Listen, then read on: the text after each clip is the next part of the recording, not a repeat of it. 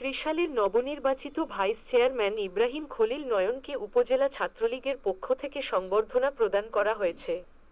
উপজেলা ছাত্রলীগের সভাপতি মেহেদী হাসান মণ্ডলের নেতৃত্বে উপজেলা আওয়ামী লীগের দলীয় কার্যালয়ে এই সংবর্ধনার আয়োজন করা হয়।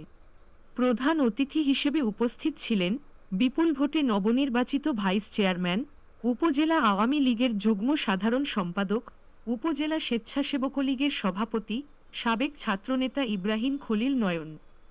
সংবর্ধনা অনুষ্ঠানে উপজেলা ছাত্রলীগ, ইউনিয়ন ছাত্রলীগ ও উপজেলা স্বেচ্ছাসেবক লীগের নেতাকর্মী সহ অন্যান্য সহযোগী সংগঠনের নেতাকর্মীরা উপস্থিত ছিলেন। উপস্থিত আছেন বাংলাদেশ আওয়ামী স্বেচ্ছাসেবক লীগের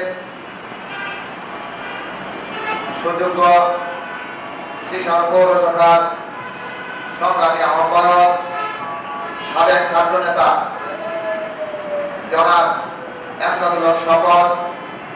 আজকের এই অনুষ্ঠানে উপস্থিত আছেন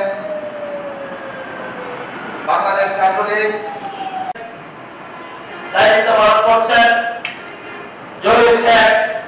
উপস্থিত আছেন আমাদের সকলের প্রিয় ব্যক্তিত্ব, যিনি বিভিন্ন সময় যে কোনো সময় ছাত্রলীগের যে কোনো বিষয়ে দিন রাত যে কোনো